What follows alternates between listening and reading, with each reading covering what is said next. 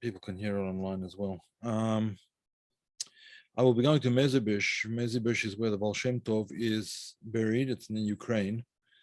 For the birthday of the Baal Shem Tov, which is on the 18th of Elul, Chai Elul, which is sometime in like the 26th or 27th or something like that of August. I don't have a calendar in front of me right now, but it's around there. My head works on on the Hebrew calendar mostly. So, but it is in a couple of weeks. So I will be going there. I will be very happy to take requests, letters, prayers, what they call a pidyon nefesh, a pan. For anyone who wants to send one, just send it to me, to my email. And I will be happy to take it there. If you don't want me to open it and read it there, I will just put on the envelope or on the in the email. Just put private or something like that in the private to the Baal Shem Tov, and I won't look at it. I'll just place it on the gravesite over there. This is customary. It's a custom that has been done for many generations. And in fact, it was even done in the time of Moses, in the time of Moshe Rabbeinu, Moses. How so? Because when Moses sent the spies, he sent 12 spies into the land of Israel.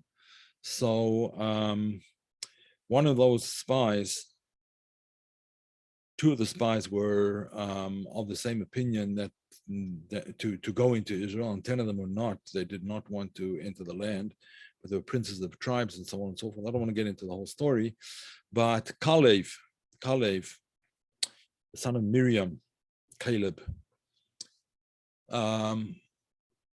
understood that he was in a dangerous situation because the majority opinion was against doing the right thing, against doing what it was that God wanted, against doing what it was, therefore, that Moses wanted, Moshe. And so he went to pray at the gravesides of Abraham, Isaac, and Jacob. He went to Hebron, the city where Abraham, Isaac, and Jacob are all buried in the Maras Machpelah, the cave where the patriarchs and the matriarchs, most of the matriarchs, are buried. And so we see that from even that time, going to the place where a saintly person is buried has a spiritually uplifting effect, and can stand one in good stead for many years. This is one of the reasons why many people go to the gravesite of the Lubavitcher Rebbe, which is in Queens, Brooklyn, and I go there myself. I was just there recently, a few days ago, and it is a very uplifting and important experience. But I wanted to go to the founder of Hasidic dynasties, of all Hasidism, the Baal Shem Tov, and I will be doing that hopefully in a couple of weeks. So anyone who wants to send a prayer, etc., please just drop me an email to kabbalahdecoded@gmail.com, the one where you get your reminder and your link from, kabbalahdecoded@gmail.com. I'd be very happy to do that for you. Is there a proper way of starting the prayer, like an appropriate salutation of sorts? Well, there is. There is a standard. Greeting, so to speak, Lichvei Kedushas Admor, to the honored and holy master. That's usually the way you begin it. But now, don't. I think it's important to talk about this so that people don't get the wrong idea. We're not praying to the tzaddik. We're requesting from the tzaddik, the holy man, the holy person or woman. We are requesting for them to intercede on our behalf with God, to bring our prayers, since they have special access, so to speak, to bring our prayers to God. So we're not praying to the tzaddik, to the holy man, holy woman, the tzaddik tzaddikus. What we're doing is we're elevating our own souls while we do this. I'll explain that in a minute. And we're asking the holy person to facilitate our prayers ascending up to their proper place. Now, this is actually spoken about in the writings of the Arizal, particularly in Shari Kedusha, the concept of going to to be mishtateach on kivrei tzadikim, to go and to prostrate oneself at the kever, at the burial place of a saintly person. There is a whole section on this idea, and it has always been a very important part of Jewish ritual. As you probably know, every year at the time of the passing, called the Hilula of Rabbi Shimon Bar Yochai, also of the Zohar, there's a huge gathering in Meron. Meron is in the northern Galilee in Israel, and they get hundreds of thousands of people going there at that time. And again, the idea is not to pray to the person buried there, but hope for their intercession on our behalf. Now, again, the concept of intercession is often misunderstood. It's not intercession in the sense that this is an intermediary. You go to the secretary and the secretary goes to the boss. It doesn't work like that. You go to the boss, but the tzaddik helps your prayers to be more refined and more more quickly elevated. That's what to the honored and holy master. Yeah, that's it. Can you ask him to bring gratitude and love? You can ask him for anything you want. Yeah, anything you want, including, by the way, including helping you out financially if a person needs it, or that's the kind of thing that you want to ask. It is not. It's not forbidden to ask for such things. I know that in other traditions, perhaps that's something that one wouldn't ask for. But since we hope to use our material possessions for serving God as well, therefore, there is no reason not to request these things if you need them. But of course, you know, you can't request to win the jackpot. I don't think, you can try, but I don't think it'll necessarily work. Interestingly enough, there is, I just heard a story about one of the great Hasidim, someone whose name was Rabbi Yekutiel Leffler. Rabbi Yekutiel Leffler. He started off as a very unlearned, really, and simple person, and he wasn't of a very high spiritual level at all. And he went to visit the first Rebbe of Chabad, the first Lubavitcher Rebbe, who was Rabbi Shneur Zalman of Liadi, the author of the Tanya. He went to visit and he wanted to get into private audience and to ask him how he could elevate himself and how he could become a more refined, more pure, and more sincere, and more loving, and more etc., etc., etc., more holy person.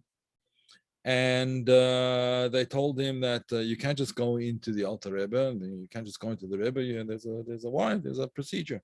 You have to wait. It'll take before you can get in. He only takes a certain amount of people a day. It takes a couple of months, and so on and so forth before you can get in. So hang around, and then you know, sooner or later you'll get in. He was an impatient person, and he didn't want to wait around.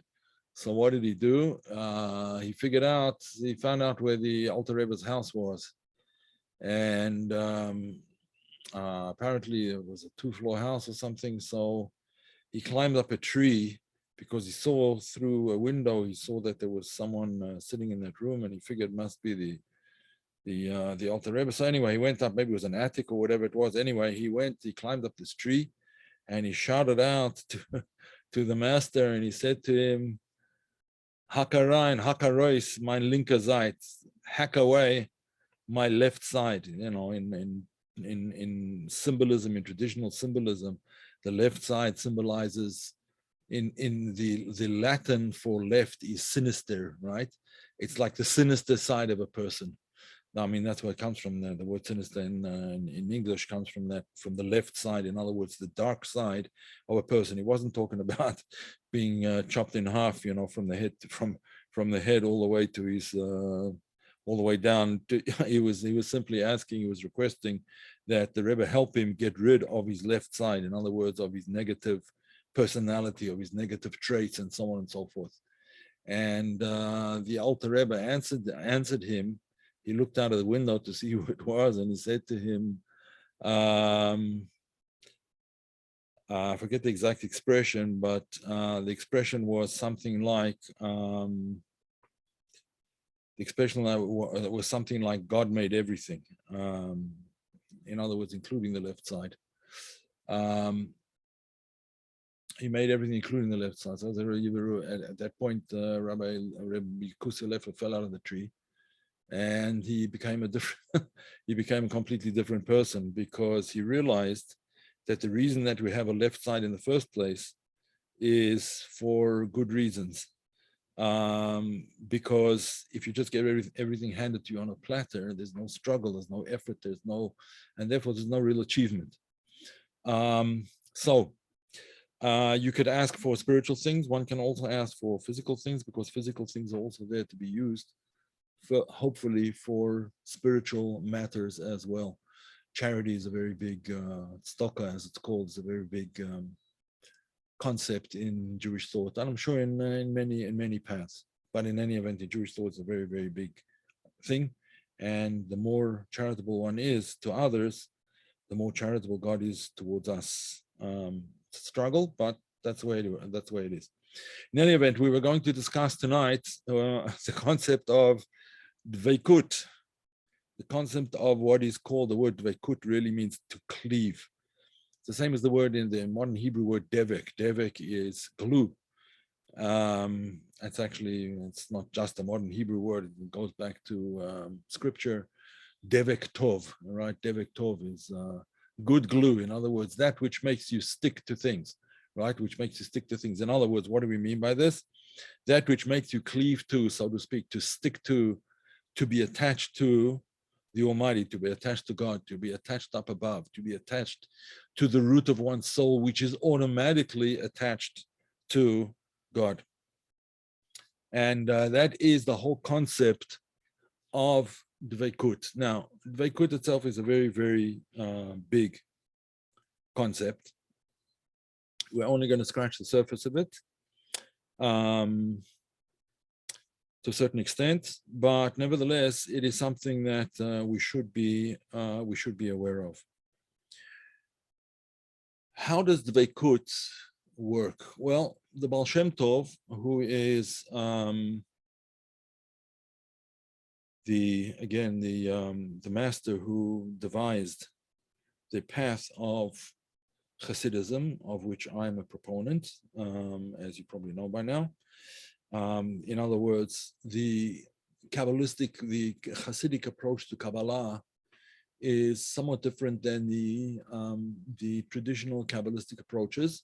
I will speak about that briefly. There are essentially, I guess you could say, there are essentially three approaches to using Kabbalah in order to transform oneself into a godly, or at least a more godly person, a more holy person. The way that is favored by the Ramak Rebbe Moshe Cordovero. Moshe Cordovero lived in the 1500s, and he was, towards the end of his life, the Arizal was on the ascent. So he was the chief Kabbalist living in Safed, in Tzfat, in the 1500s. When he passed away, the Arizal took over and became the innovator in many ways in Kabbalistic thought. And then subsequently after the time of the Arizal in the 1700s, the Baal Shem Tov sort of took over the reins and brought out yet another facet of Kabbalistic endeavor, let's call it Kabbalistic endeavor. The word really is, in Hebrew, it's avodah, which means service or work. But it's endeavor, it's making the effort to achieve certain things. Okay, so with the early Kabbalists, their primary focus was on what are called kavanot. The word kavanah means, usually translated as intentions. These are divine intentions, very often including divine names or the names of various angelic beings, which we have to be very, very careful with, because, again, praying to angels or seeming to pray to angels is actually absolutely forbidden in Jewish thought, Jewish practice. Angelic beings exist, but there are messengers, and one doesn't pray to the messenger. It would be like, a messenger comes from the king and brings you a message, and instead of thanking the king, you thank the messenger. That's the inappropriate response, especially in the king's presence, which obviously is, if you're talking about God, the divine presence is everywhere. So the earlier Kabbalists, their focus was primarily on what is called kavanot. Kavanot, intentions, in other words, formal, stylistic methods of achieving certain results.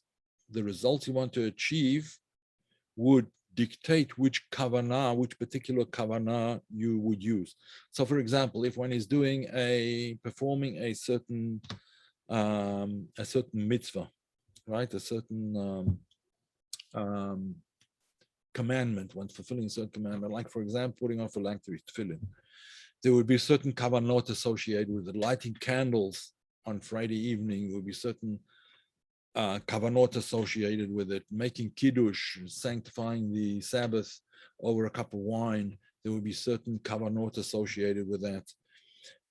And even things like, let's say, giving charity that we mentioned before, there's kavanot associated with that as well. In fact, there's a whole sha'ar, gateway of kavanot in the writings of the Ramak and also in the writings of the Arizal.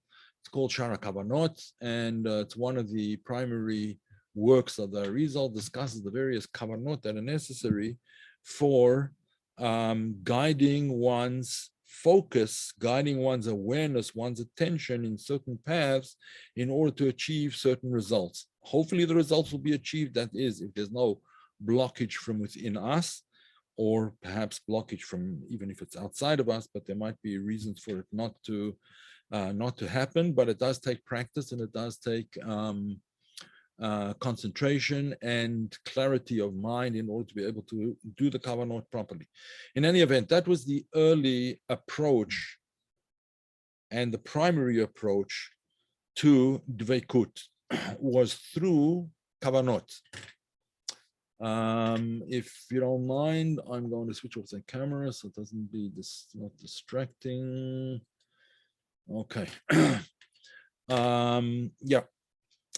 Then the later generation, in the time of the Arizal and the students of the Arizal developed a new approach that is not just the concept of kavanot, but what he called zivugim and yichudim.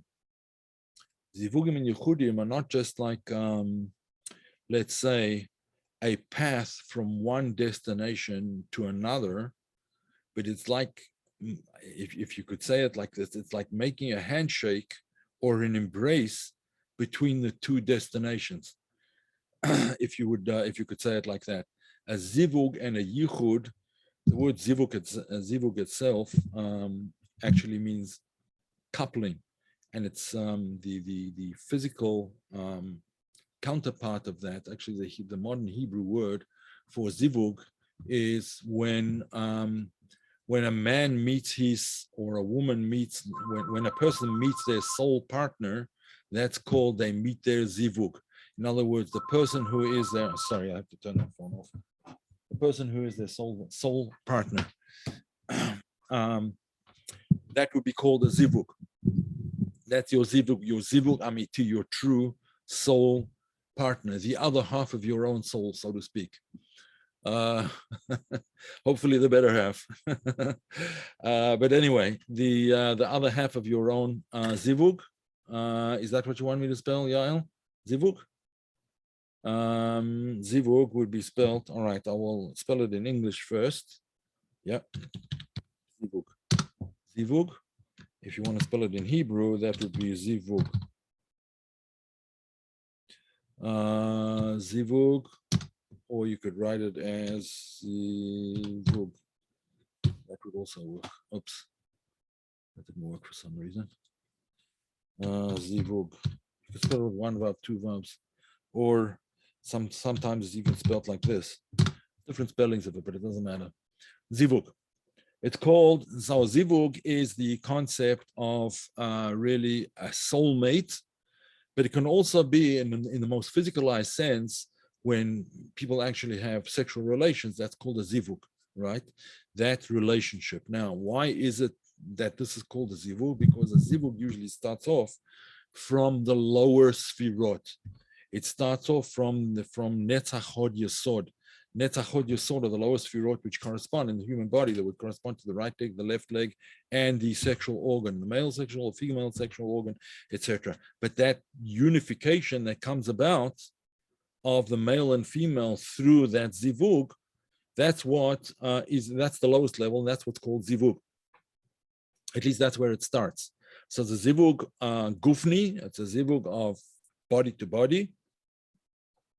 And as the Torah in Genesis, when it says when Adam and Eve first had relations, physical relations, I don't want to use the word copulation, but that's what we mean. When they first partnered in that way, that was called Vahayula Basar Echad. They became one flesh, right? They became one flesh. Now, how did they become one flesh? They were really two separate entities. They were two separate people. They became one flesh in the product thereof, right? In the product of their relationship. In other words, in the children that they had, that's how they became one flesh. But the concept, conceptually, the idea of zivug is to experience that oneness. That's what Deveikut is all about, to experience that oneness, to experience the oneness in the soul. Now, initially, the way one does it is through the practical 248 positive commandments, right? Through doing the 248 positive commandments, one has a zivug with the divine, in quotes, and I mean it in quotes, with the divine body, in the sense that the 248 positive commandments are called the 248 limbs of the king, so to speak, right? The 248 limbs of the king, so to speak. Now, what does that mean? It means that when one does one of these 248 positive commandments, when one fulfills them, one is mizdaveg with the divine will. You're attaching yourself to the divine will.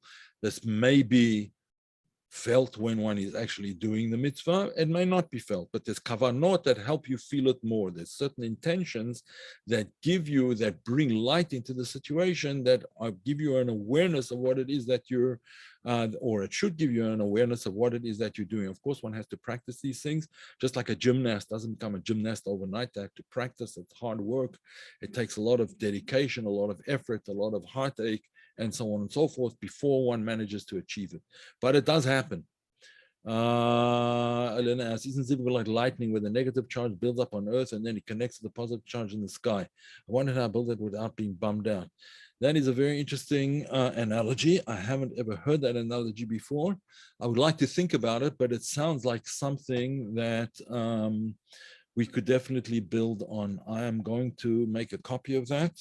I'll put it into a note.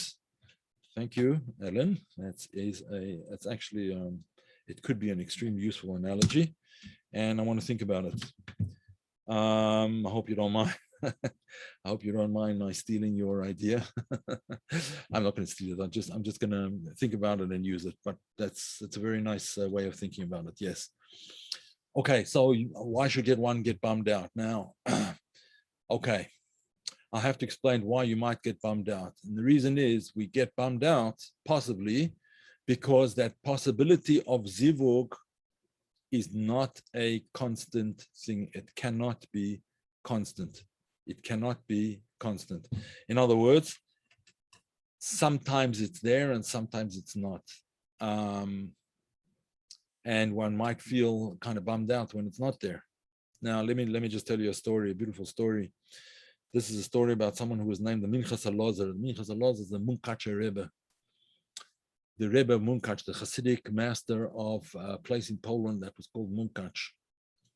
He lived in 1868 to 1937. 1868 to 1937. He was more or less a contemporary of ours, a younger contemporary, an older contemporary. Was He passed away in 1937, but nevertheless, more or less the same, the previous generation rather than many generations ago. You could say the previous generation. So the Munkacher Rebbe, at one time, he was the Munkacher Rebbe was a very fiery person, and with him the concept of Deveikut was like fire. When he prayed and when he did things, he did it with a tremendous amount of enthusiasm, with energy, with liveliness, and it was was something to behold. Apparently, I mean, I might look old, but I'm not that old, so I never met him. But he was apparently a very, very fiery type of a person. And the story is told that he once had to have some kind of procedure done in a hospital. And the doctor who he was his doctor who was going to be doing this operation, this procedure, happened to know that the Minchas Elazar was a very, very fiery person. And when he asked the doctor, because he would have to be in the hospital after the procedure or before the procedure, he would have to be there over the Sabbath. So the Minchas Elazar asked the doctor if it's possible that he can arrange for himself a quorum, a minyan, in other words, 9 other men who will be able to pray together with him, because really to be able to pray properly, you need a quorum, right? To be able to, one can pray on one's own, and sometimes it is more beneficial to pray on one's own, but there's a requirement to pray in a quorum called a minyan as well. So he asked if he could have a minyan for the Sabbath. Now the doctor knew the Minchas Elazar very well, and he said to him, on one condition: I'll allow you to do it, but on one condition. This is a hospital, and a hospital has to be quiet. It has to be very quiet. So there can only be 10 men in the room at the time, and you all have to be very quiet, whispers only. So the Minchas Elazar agreed. Friday night, when he was doing Kabbalah Shabbat, receiving it's called receiving the bride, so to speak. In other words, receiving the Shabbat when the Shabbat comes in. It's Friday evening as the sun sets and so on and so forth, or something with some people a little bit after dark. In any event, he was praying for the group, and he started praying very loudly, like, I suppose you could call it yelling, at the top of his voice, top of his lungs. So it obviously bothered certain people around in other wards and so on and so forth, because he was praying at the top of his lungs. And they complained to the doctor, and the doctor came afterwards to the Minchas Elazar, to the Munkacher Rebbe, and said to him, I thought we had an agreement. So he said, yes, we did have an agreement, but you presented the agreement under false pretenses. So he said, what do you mean? I told you that the hospital has to be quiet. So he said, yeah, last night in the ward right next to me, there was a guy who was yelling his head off, and he was screaming, and for a protracted amount of time, much longer than I was screaming for. So they said to him, the doctor said to him, you have to understand, he was in an accident, and a wagon went over his legs and broke both of his legs, and he had broken legs. He was in tremendous pain, and that's why he was yelling at the top of his voice. It was from the pain. So they said, and I was yelling from a broken heart. I was yelling from a broken heart. And therefore, you have to understand, doctor, I was in just as much pain and much more than he. So, in other words, the Deveikut is sometimes done in a way of silence, and it's sometimes done in a way of noise, ra'ash. That's called. There's 2 different types of Deveikut. One is called Deveikut or ahava, love like water. And the other one is called love like fire. The Munkacher Rebbe was someone who loved like fire. With water, it's quiet, it's silent, it's moving still, waters run deep, and so on and so forth. It's very quiet. And I mean, there's maybe a slight noise, but it's not noisy per se. Very smooth and so on and so forth. But fire crackles and jumps and so on and so forth. That's what he was That's what he was like, the Munkacher Rebbe. In other words, don't get the story wrong. When he said a broken heart, what did he mean a broken heart? It didn't mean that he was sad. Sadness is not part of the Hasidic tradition. It's not part of the Kabbalistic tradition. One of the teachings of the Arizal is that you can never achieve spiritual heights through sadness. Sadness brings you down. It doesn't lift you up. You have to be lifted up on the wings of joy, of delight, of delight in godliness, of joy in your service, and so on and so forth. So when he said he had a broken heart, it just means that he was a very contrite and humble servant of God. That's what it means, that he had a broken heart. I said, when attempt anything with the wrong, this word is a little strong, intention, will never achieve the desired effect. That is true. Yeah, with the wrong intention. In other words, when the intention is only for my benefit, yes. We understand that there might be benefit that accrues to us when we do certain things, but if the benefit is purely for myself, if it's the me generation kind of thing, then you're right. Then it certainly won't achieve anything. Our service is meant to please the Creator. It's meant to be in the service of the Creator. But doing so arouses a tremendous amount of joy in a person who does it right. For example, King David. He was the classic example of someone who was overjoyed to be able to serve his master.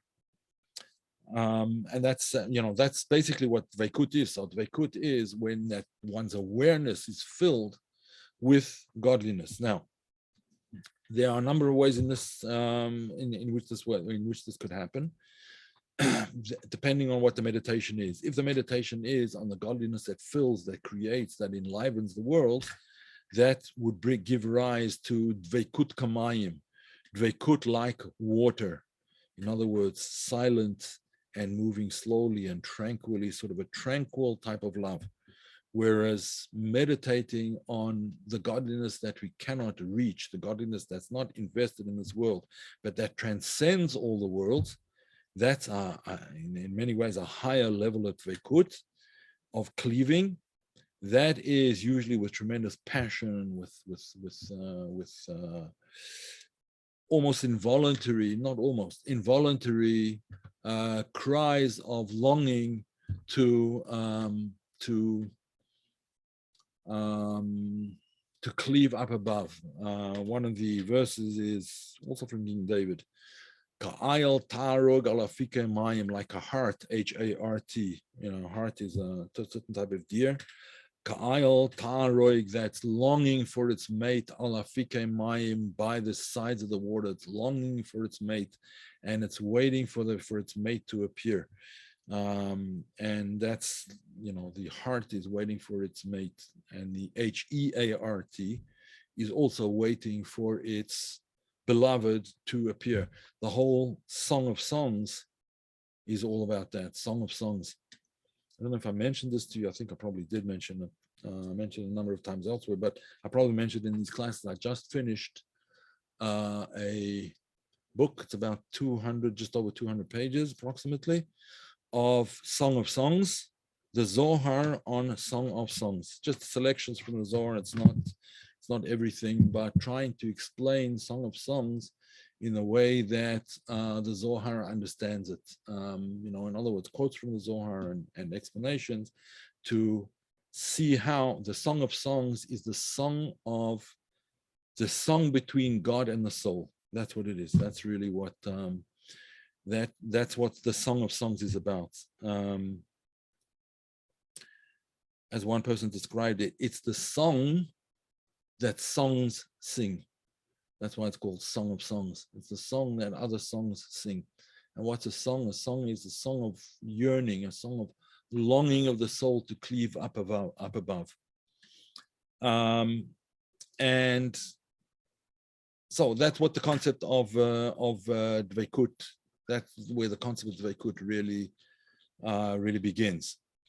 There are a number of verses that speak about the concept of Deveikut, and interestingly enough, there must be probably at least 10 verses in scripture that speak about it from different points of view. But interestingly enough, it is actually a positive commandment. The Rambam Maimonides lists it as a positive commandment to when will the book come out? The book will come out, I don't know, it's going through editing right now. And then it depends on the publishers and the printers. But it's going to be soon. It'll be before Passover, that's for sure. Passover is still in another 7 months. It's going to be before Passover because that's when traditionally we read the Song of Songs. But it'll be before then. It should be out, let's say within 2-3 months, something like that, probably. I'll let you know details if you're interested. I will probably, I'm not promising anything, but I will probably have a free book for each of you. Of course, you could give a donation if you want, but since you're my students, I'll be happy to share a book with each of you. In any event, please remind me that I said that. Okay, so the Rambam we were talking about, Maimonides. I don't know, I've lost count of how many of my books I lost count. It's probably full-scale books. Well, some of them are translations and some of them are books.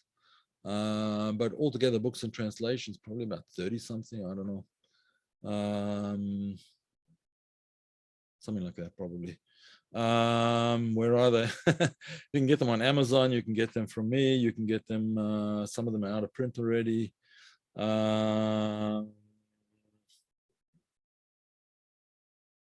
The authenticity of the Zohar, if you want to, here's where you go. If you want to see the authenticity of the Zohar, there's several articles that I wrote. These are just articles, they're not books. That's the title, Authenticity of the Zohar.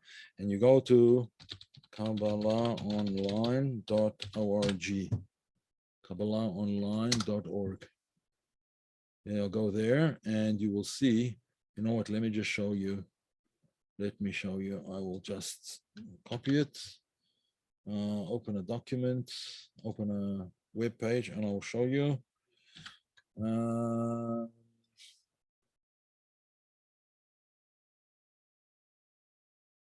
All right, let me share a screen with you here. So where are we here? Screen one, yeah, okay. Here. Interesting picture. Just look up my name, that's all. As you can see, I just typed that in the search box and you will see some articles popping up sooner or later.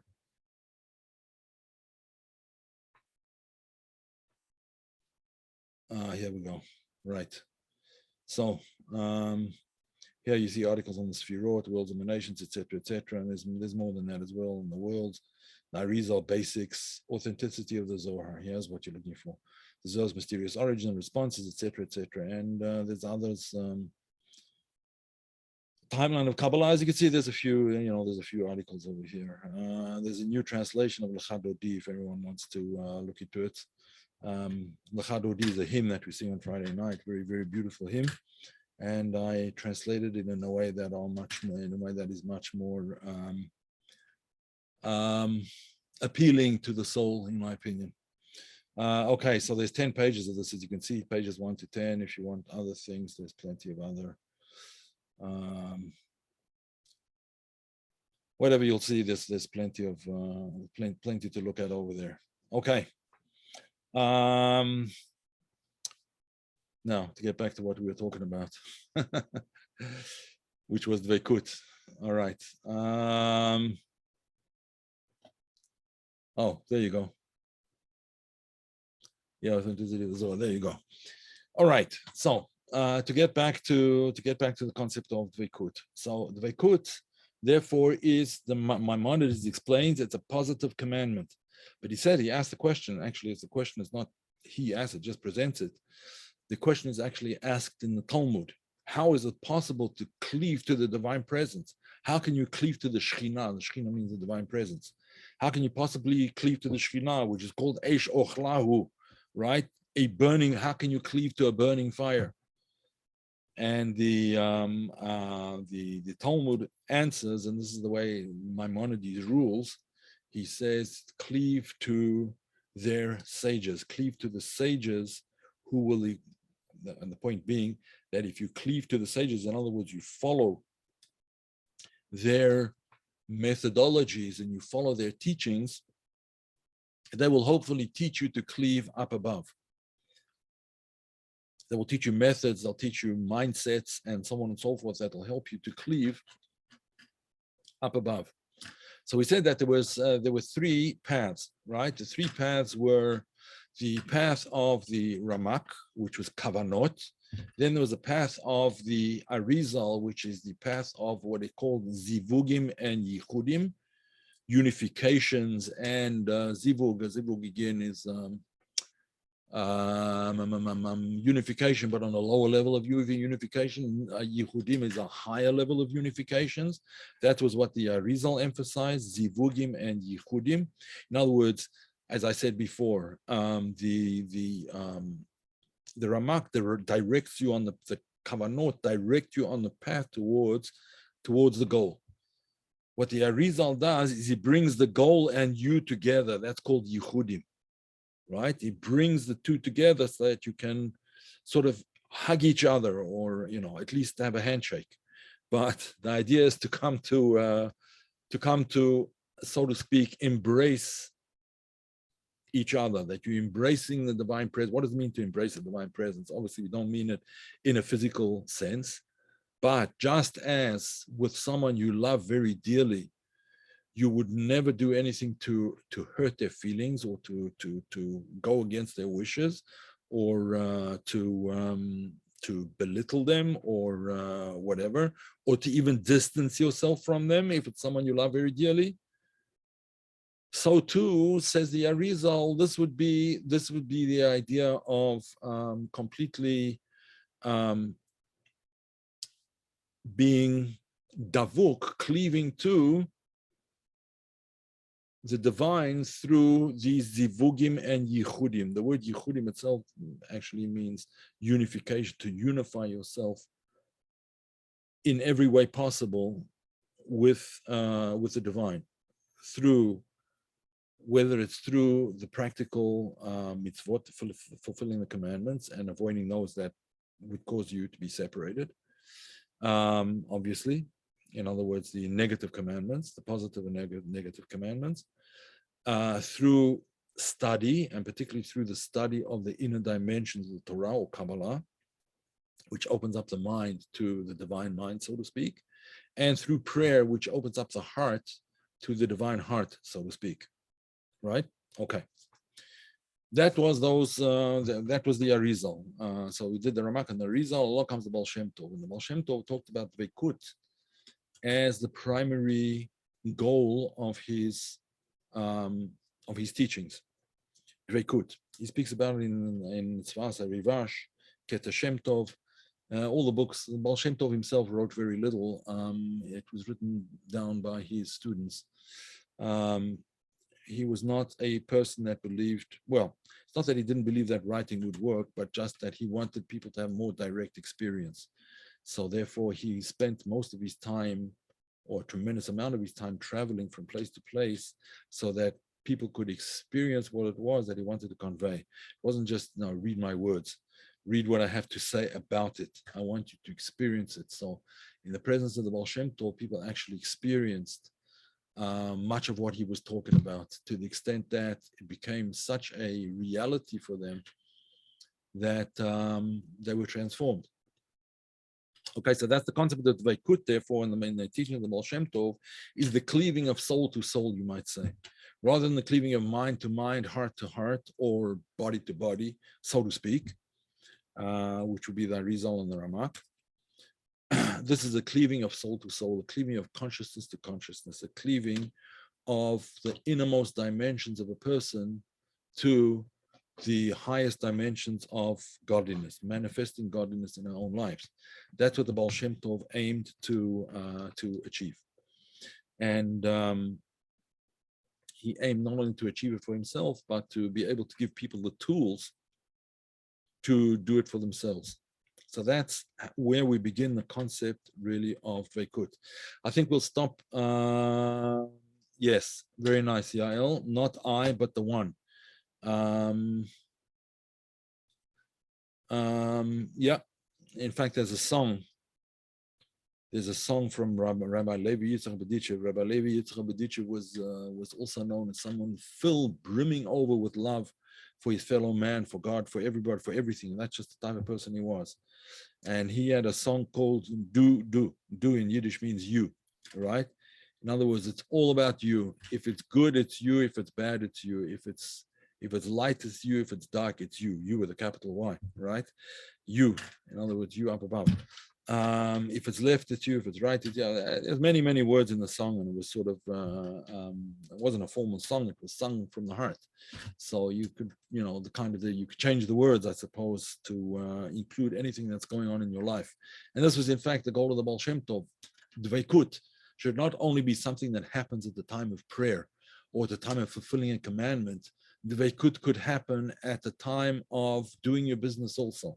While you're going about your business, while you're doing your rental agreements, while you're doing your commerce, selling your ice cream in your store or whatever it is that you do, while you're sewing dresses, while you're whatever it may happen to be that you do as you're living, there Deveikut can also be. It could be a constant Deveikut.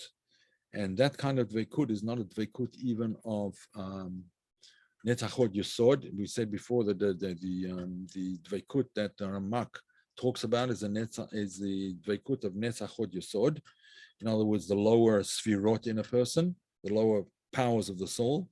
The Arizal is more higher powers of the soul, primarily Chesed Gvurat Tiferet, and moving towards Chochmah Bina Da'at. But the Deveikut that the Baal Shem Tov espoused is the Deveikut of what's called the Deveikut of Abba and Ima, which in the Zohar calls that Tren Re'in, the Lomit Parshin La'almin, the two lovers who never part from one another. They never part. Even though we're physically apart, but they're still one. Right, as Yael just said, one. So that idea of that constant cleaving, which is the cleaving of spirit to spirit, the cleaving of Chabad to Chabad, or even beyond that of Keter to Keter. Keter is the highest of the Sfirot. Cleaving of Keter to Keter, that would be the cleaving that the Baal Shem Tov emphasized and tried to present to everybody he met. And we are students of his students, so that is what we try to achieve. I think I would like to actually give another class on the concept of Deveikut, maybe look at some texts and explain them in the light of Deveikut. I'm not sure that I'll get to it next week, but we should do it a little bit more. Are there any questions? Any questions, ladies and gentlemen? Friends, Romans, and countrymen.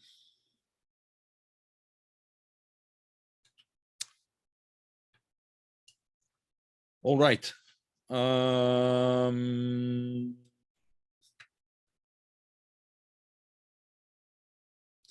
don't seem to be any questions unless people are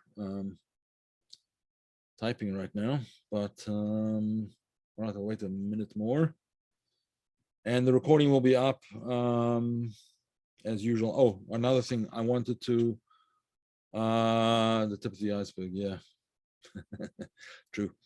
I just wanted to thank those people who have been very generous and have been very generous in their gifts, donations, and so on and so forth. I really appreciate it, even though I don't necessarily always write immediately to you. I do really appreciate it, and I want to thank you for your continued and very loving support. Good. Which one of my books do I recommend? There's actually one which I may have in a PDF. It's a translation of a work from Rabbi Hillel of Parich. Rabbi Hillel Parich was one of the great Hasidic followers of the first, second, and third Lubavitcher Rebbes, a very great person, and he wrote about the concept of meditation, of hitbonanut, of meditation, and the process, how one does that. It's not a long work. I did it for somebody for his son's bar mitzvah. Bar mitzvah is when a boy reaches 13, he has what's called a bar mitzvah. And if I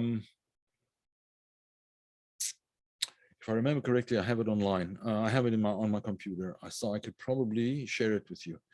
How do you make sure we don't get the other Moshe Miller? Yes, there was another Moshe Miller that wrote a book. He wrote it on the Book of Ruth. It's called something Moon. Let me see here. I forget what it's called.